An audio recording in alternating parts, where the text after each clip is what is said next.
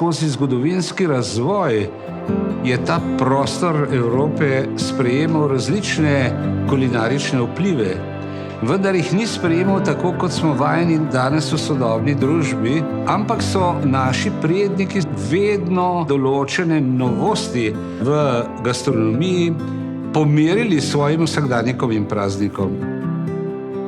Skozi stoletja se je na tem delu Evrope, kjer se stikajo Mediteran, Panonska nižina in pa Alpski svet, oblikovala izjemno pestra podoba vsakdanjih in prazničnih jedi in pa pijač. Mislim, da so bili ravno nemški znanstveniki, ki so pred kratkim ugotovili, da sta dve vini, in sicer Portugalka in pa modra frankinja, izvirajoči prav iz ozemlja, ki ga predstavlja današnja Slovenija. V mojem dosedanjem raziskovalnem delu sem objavil že precejšnje število knjig. Najprej seveda knjige, ki govorijo o posameznih značilnih slovenskih jedeh, kot so recimo kranjska klobasa, potica, pogače, štrukli. Pred časom pa so izšle 4 knjige s skupnim naslovom Gastronomija Slovenije v podnaslovih Alpska Slovenija, Sredozemska, Panonska in Ljubljana in osrednja Slovenija.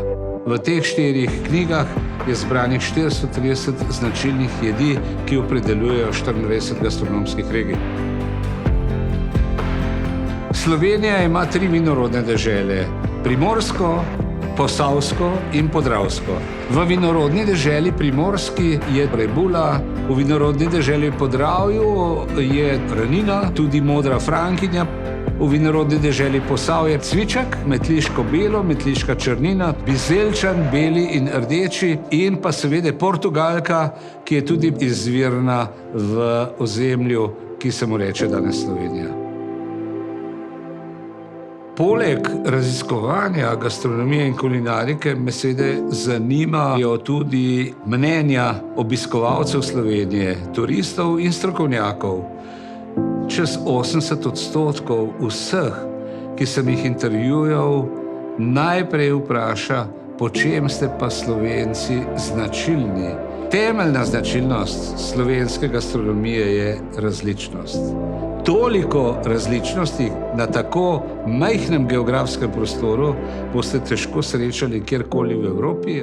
To ni samo posledica zgodovinskega razvoja, ampak tudi rezultat določenih popolnoma različnih geografskih okolij, ki se stikajo na ozemlju, danes imenovanem Republika Slovenija.